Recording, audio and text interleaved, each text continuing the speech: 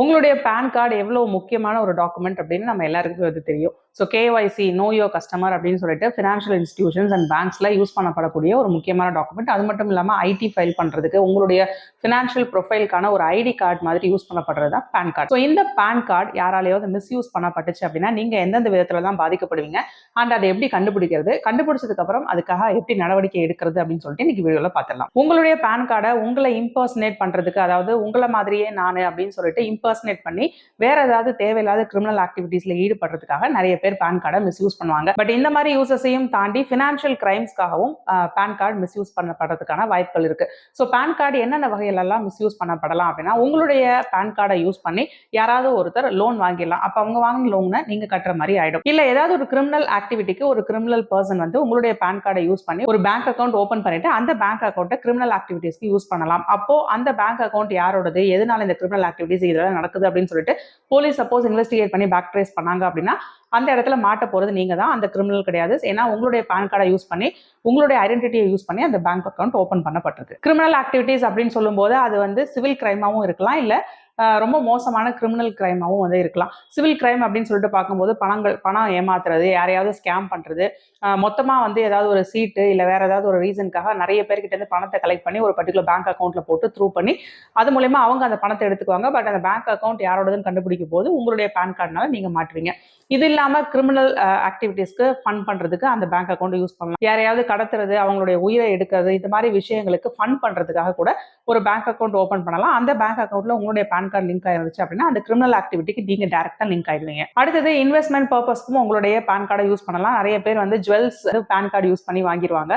ஒருத்தரோட பேன் கார்டை ஐடி ப்ரூஃபா வந்து சப்மிட் பண்ணி வாங்கிடுவாங்க. ஈவன் இதுக்கும் ஒரு படிக்கு மேல போய் செலிபிரிட்டிஸோட பேன் கார்டை யூஸ் பண்ணி சைபர் கிரைம் பண்ணக்கூடிய கிரிமினல்ஸ் வந்து அவங்களுடைய கிரெடிட் கார்டு, டெபிட் கார்டு போன்ற கார்ட்ஸ் அப்ளை பண்ணி வாங்கிக்குவாங்க. ஸோ இந்த மாதிரி ஏகப்பட்ட கிரைம்ஸ் நடக்குது. நம்ம நினைச்சு கூட பார்க்க முடியாத அளவுக்கான கிரைம்ஸ் வந்து பேன் கார்டு மூலியமா நடக்கலாம். அதனால அந்த பேன் கார்டை ரொம்ப பத்திரமா வச்சுக்க வேண்டியது அவசியம். உங்களுடைய பேன் கார்டை நீங்க வெரிஃபை பண்ண வேண்டியது இருக்கு. உங்களுடைய பேன் கார்டை இந்த இடத்துல சப்மிட் பண்ண வேண்டியது இருக்கு. உங்களுடைய பேன் கார்டுல இந்த கரெக்ஷன் பண்ணிருக்கிறோம், இது கரெக்டான வெரிஃபை பண்ணி சொல்லுங்க. உங்களுடைய பேன் கார்டை கேஒய்சி ப்ராசஸ்க்காக அப்டேட் பண்ணணும். இப்படி ஏதாவது மெசேஜஸ் வந்து உங்களுக்கு அமைச்சு அந்த லிங்கை கிளிக் பண்ணி இந்த வேலையை நீங்க செய்யுங்க அப்படின்னு சொன்னாங்கன்னா கண்டிப்பா அந்த லிங்கை நீங்க கிளிக் பண்ணக்கூடாது. உங்களுடைய பேங்க்ல இருந்து பேன் கார்டுக்காக கேஒய்சிக்காக உங்களை கான்டாக்ட் பண்ணுவாங்க, அவங்க ஃபோனோ எஸ்எம்எஸ் பண்ணுவாங்க. பட் டேரக்டா லிங்க் கொடுத்து இதை கிளிக் பண்ணிட்டு நீங்க பண்ணிடுங்கன்னு சொல்ல மாட்டாங்க. ஸோ நீங்க டேரக்டா பிரான்ச்சை விசிட் பண்ணி தான் உங்களுடைய பேனை சப்மிட் பண்ணி கேஒய்சி கம்ப்ளீட் பண்ற மாதிரி இருக்கும். ஸோ ஏதாவது லிங்க் கொடுத்து அதை கிளிக் பண்ணி இதை வெரிஃபை பண்ணுங்கன்னு சொல்லி எந்த விதமான ஆத்தரைஸ்ட் ஆர்கனைசேஷன்ஸ் லைக் பேங்க்ஸ் வந்து அனுப்ப மாட்டாங்க. அதனால அந்த மாதிரி லிங்க்ஸ் எல்லாம் கிளிக் பண்ணக்கூடாது. ஸோ இதுல நீங்க சேஃபா இருக்கீங்க, பட் ஸ்டில் உங்களுக்கு உங்களுடைய பேன் கார்டு எங்கேயாவது மிஸ்யூஸ் ஆகுதா அப்படின்னு சொல்லிட்டு ஒரு டவுட் இருக்கு, ஏதாவது வந்து சஸ்பீஷியஸ் ஆக்டிவிட்டி உங்களுடைய அக்கௌண்ட்லயோ உங்களுடைய ஃபினான்ஷியல்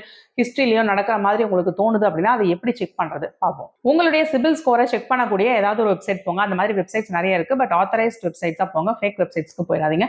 ஸோ அந்த மாதிரி வெப்சைட்ஸ் போயிட்டு உங்களுடைய பேன் கார்டோடைய நம்பரை கொடுத்தீங்க அப்படின்னா அவங்க சிபில் ஸ்கோர் உங்களுக்கு செக் பண்ணி கொடுப்பாங்க. ஸோ அந்த இடத்துல உங்களுடைய கிரெடிட் ரிப்போர்ட் வந்து டிஸ்பிளே ஆகும். அந்த கிரெடிட் ரிப்போர்ட்ல உங்களுக்கான என்னென்ன கடன்கள் இருக்குது, நீங்க என்னெல்லாம் வந்து அசெட்ஸ் வச்சிருக்கீங்க, பேன் கார்டை யூஸ் பண்ணி என்னெல்லாம் பர்ச்சேஸ் பண்ணீங்க அப்படின்னு ஒரு ரஃபான ரிப்போர்ட் கொடுக்கும். அந்த ரிப்போர்ட்டை பார்த்தீங்க அப்படின்னாலே உங்களுக்கு சஸ்பீஷியஸ் ஆக்டிவிட்டி ஏதாவது நடந்திருக்கு அப்படின்னா அதுக்கான என்ட்ரி இருக்கிறத நீங்க பார்க்கலாம்.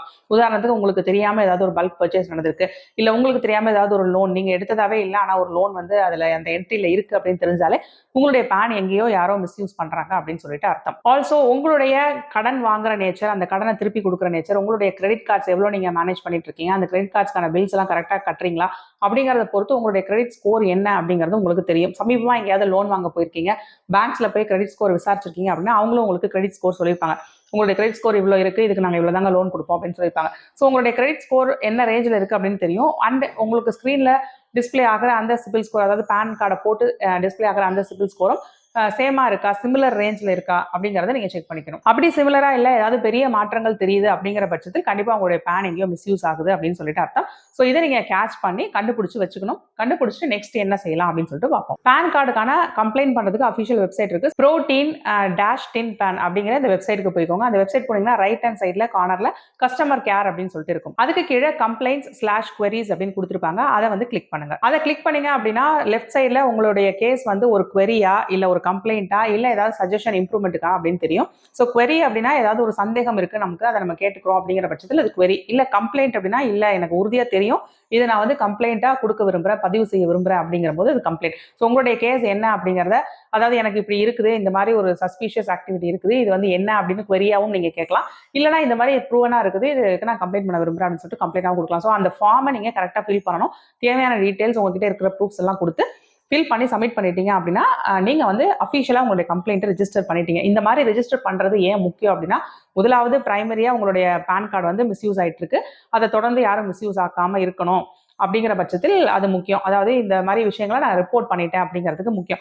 செகண்டரி என்ன அப்படின்னா, ஒரு கிரைம் ஆர் எதுக்கு நீங்கள் சம்மந்தப்பட்டிருக்கீங்க, இல்லை ஒரு ஃபினான்ஷியல் ஃப்ராட் நடக்குது அப்படின்னா நம்ம ஃபஸ்ட்டு ரிப்போர்ட் பண்ண வேண்டியது ரொம்ப ரொம்ப அவசியம். அதை ரிப்போர்ட் பண்ணிட்டோம் அப்படின்னாலே அதுக்கு நமக்கும் வந்து சம்மந்தம் கிடையாது. இந்த மாதிரி இது தப்புன்னு நான் கண்டுபிடிச்சி நான் ரிப்போர்ட் பண்ணிட்டேன் அப்படின்னு வந்து நீங்கள் ப்ரூவ் பண்ணுற மாதிரி உங்களுடைய இன்னசென்ஸை ப்ரூவ் பண்ணுறதுக்கு ஒரு முதல் ஸ்டெப்பாக வந்து இந்த கம்ப்ளைண்ட் அமையும். இந்த கம்ப்ளைண்ட் வந்து உங்களுக்கு பிரச்சனையை சால்வ் பண்ணி கொடுக்குது அப்படிங்கிறத தாண்டி ஒரிஜினல் பிரச்சனையில் உங்களை டிட்டாச் பண்ணி விட்டுறது அப்படிங்கிறது ரொம்ப ரொம்ப முக்கியமான ஸ்டெப். ஸோ இந்த மாதிரி ஏதாவது ஒன்று கண்டுபிடிச்சிங்க அப்படின்னா, இந்த மாதிரி போலீஸ் கம்ப்ளைண்ட்லாம் எனக்கு பண்ண தெரியாது, இந்த மாதிரி கம்ப்ளைண்ட்லாம் பண்ண அடுத்து என்ன பண்ண தெரியாதுன்னு சொல்லிட்டு தயங்கிட்டு இருக்கக்கூடாது. நிறைய பேர் இந்த மாதிரி தயங்குவோம். ஸோ அந்த மாதிரி இருக்கக்கூடாது. ஸோ போல்டாக வந்து ஃபர்ஸ்ட் கம்ப்ளைண்ட் பண்ணணும். கம்ப்ளைண்ட் பண்ணீங்க அப்படின்னாலே இந்த மாதிரி ஆக்டிவிட்டீஸை அவங்க ட்ராக் டவுன் பண்ணிடுவாங்க. பண்ணிட்டு தொடர்ந்து உங்களுடைய பேன் கார்டு மிஸ்யூஸ் ஆகாமல் இருக்கிறதுலேருந்து காப்பாற்றுவாங்க. அது மட்டும் இல்லாமல் உங்களுடைய நேம் வந்து அதில் தேவையில்லாமல் அட்டாச் ஆகி இல்லாமலும் நீங்கள் அதை பாதுகாத்துக்கலாம். பொதுவாக இந்த மாதிரி பேன் கார்டு மிஸ்யூஸ் ஆகிற நிகழ்வுகள் நடக்காமல் இருக்கணும் அப்படின்னா பேன் கார்டை ரொம்ப ரொம்ப பத்திரமா பாதுகாத்துக்க வேண்டியது ரொம்ப ரொம்ப அவசியம். நம்ம எல்லாருமே வந்து பேன் கார்டாக இருக்கட்டும், ஆதார் கார்டாக இருக்கட்டும், யாராவது வந்து ப்ரூஃப்க்கு கேட்டாங்க, ஏதாவது ஒரு வெப்சைட்டில் கேட்டாங்கன்னா ஃபோட்டோ எடுத்து வாட்ஸ்அப்பில் அனுப்புறது, ஃபோட்டோ எடுத்து அவங்களுக்கு வந்து ட்ரான்ஸ்ஃபர் பண்ணுறது, மெயில் அனுப்புறது, இந்த மாதிரி ரொம்ப கேஷுவலாக எல்லாருமே வந்து பண்ண ஆரம்பிச்சிட்டோம். அதே மாதிரி போய் எங்கேயாவது ஜெராக்ஸ் போடுறோம் அப்படின்னா அந்த ஜெராக்ஸ் கடை வந்து உங்களுக்கு தெரிஞ்ச கடை தானே அப்படிங்கிறதுலாம் நோட் பண்ண வேண்டியது அவசியம். ஏன்னா உங்களுடைய கார்டோட காப்பியை அவங்களும் எடுத்து வச்சுக்கிறதுக்கான எக்ஸ்ட்ரா காப்பி எடுத்து வச்சுட்டு மிஸ்யூஸ் பண்ணுறதுக்கான வாய்ப்புகள் இருக்குது. இது மாதிரி நிறைய இடங்கள்ல நடந்தும் இருக்குது. அஃபிஷியலாக கம்ப்ளைண்ட்ஸும் வந்திருக்கு. அதனால ஃபிசிக்கலி உங்களுடைய பேன் கார்டை ரொம்ப பத்திரமான ஒரு டாக்குமெண்ட்டாக நீங்கள் கன்சிடர் பண்ணணும். ஒரு பேங்கிங் இன்ஸ்டிடியூஷனில், ஒரு ஃபினான்ஷியல் இன்ஸ்டிடியூஷனில் எங்கேயாவது போய் கடன் கேட்குறீங்க அப்படிங்கும்போது ஆத்தரைஸ்டு பேங்காக இருந்துச்சுன்னா ஓகே. மற்றபடி அந்த பேங்க்கோட ஸ்டாஃப் வந்து அவங்களுடைய ஓன் வாட்ஸ்அப்பில் உங்ககிட்ட ஃபோட்டோ கேட்குறாங்க, இல்லைனா வேற யாராவது ஒரு தேர்ட் பார்ட்டி பர்சன் வந்து உங்களுக்கு லோன் அரேஞ்ச் பண்ணி தரேன்னு சொல்லிட்டு அவங்க உங்ககிட்ட இருந்து இந்த மாதிரி டாக்குமெண்ட்ஸ்லாம் வாங்குறாங்க அப்படின்னா நீங்கள் அவங்க மூலியமாக போகாமல் நேரடியாக பேங்க்லேயே அதை போய் சப்மிட் பண்ணுறது தான் வந்து கரெக்டான மெத்தட். ஸோ யாருக்கிட்ட நம்மளுடைய டீட்டெயில்ஸ் போகுது அப்படிங்கிறது ரொம்ப ரொம்ப முக்கியம். அந்த பர்சனை உங்களுக்கு எந்த அளவுக்கு தெரியும் அப்படிங்கிறது ரொம்ப ரொம்ப முக்கியம்.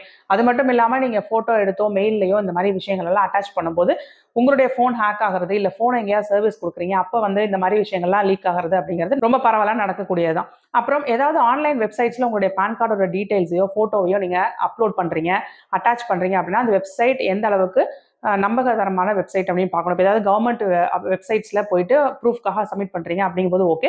மற்றபடி அது இல்லாமல் ஏதாவது ஒரு அன்அஃபிஷியல் வெப்சைட்டில் ஏதாவது ஒரு காரணத்துக்காக பேன் கார்டு சப்மிட் பண்ணுறீங்க அப்படிங்கும்போது நீங்கள் அந்த இடத்துல உஷாராக இருந்துக்கணும். எந்த ஒரு இடத்துலையுமே PAN card, credit card number இதெல்லாம் என்டர் பண்ணும்போது அந்த யூஆர்எல்ல HTTPS இருக்கா அப்படின்னு பார்க்கணும். எஸ்னா செக்யூர். ஸோ செக்யூர்டாக இல்லாமல் வெறும் HTTP மட்டும் இருந்துச்சுன்னா அந்த இடத்துல டேட்டா ட்ரான்ஸ்ஃபர் ஆகும்போது தேர்ட் பார்ட்டி பர்சனால வேற ஏதாவது யாராவது வந்து அதை திருடிக்கிறதுக்கான வாய்ப்புகள் இருக்கு. ஸோ அந்த மாதிரி வெப்சைட்ஸ்ல உங்களுடைய டீடைல்ஸை என்டர் பண்ணாதீங்க. அண்ட் உங்களுடைய கிரெடிட் ஸ்கோரை அப்பப்போ ட்ராக்ல வச்சுக்க வேண்டியது ரொம்ப ரொம்ப அவசியம். அதுல ஏதாவது தேவையில்லாத ஃபிளக்சுவேஷன்ஸ் இருக்கு அப்படின்னா எங்கேயோ உங்களுடைய பேன் கார்டு ஹெவியா மிஸ்யூஸ் ஆகுது அப்படிங்கிறத நீங்க சீக்கிரமாவே கண்டுபிடிச்சிடலாம். அண்ட் ஃபார்ம் 26AS அப்படின்னு சொல்லிட்டு ஒரு ஃபார்ம் இருக்கு. இந்த ஃபார்ம் வந்து பேன் கார்டுக்கான டிரான்சாக்ஷன்ஸை ஐடென்டிஃபை பண்ற ஃபார்ம். ஸோ இந்த ஃபார்மையும் நீங்க அடிக்கடி செக் பண்ணிக்க வேண்டியது அவசியம். ஸோ இந்த மாதிரி நீங்க உங்களை ஃபர்ஸ்ட் ப்ரொடெக்ட் பண்ணிட்டீங்க அப்படின்னாலே உங்களுடைய பேன் கார்டு மிஸ்யூஸ் ஆகாம காப்பாத்திடலாம். இல்ல மிஸ்யூஸ் ஆகுதுன்னு உங்களுக்கு டவுட் இருந்ததுன்னா ரொம்ப சீக்கிரமா ஆக்ஷன் எடுத்து அதை ஃபர்ஸ்ட் கண்டுபிடிச்சு அதை ரிப்போர்ட் பண்ண வேண்டியது அவசியம். நான் ஏற்கனவே சொன்ன மாதிரி ரிப்போர்ட் பண்றது ரொம்ப ரொம்ப முக்கியம். உங்களுடைய பேன் கார்டு ஃபர்தரா மிஸ்யூஸ் ஆகாம இருக்கிறதுக்கு மட்டும் இல்லாம உங்களையும் வந்து அதை நீங்க பாதுகாத்துக்கிறதுக்கு ஹெல்ப்ஃபுல்லா இருக்கும். So I hope this helps. இதுல ஏதாவது டவுட் இருந்துச்சுன்னா தாராளமா கமெண்ட் செக்ஷன்ல கேளுங்க, அதுக்கான ரிப்ளைஸ் நான் கொடுக்குறேன். இதே மாதிரி இன்னொரு யூஸ்ஃபுல் தகவலோட நான் உங்களை அடுத்த வீடியோவில் சந்திக்கிறேன். Until then, it's bye from Jane. நன்றி, வணக்கம்.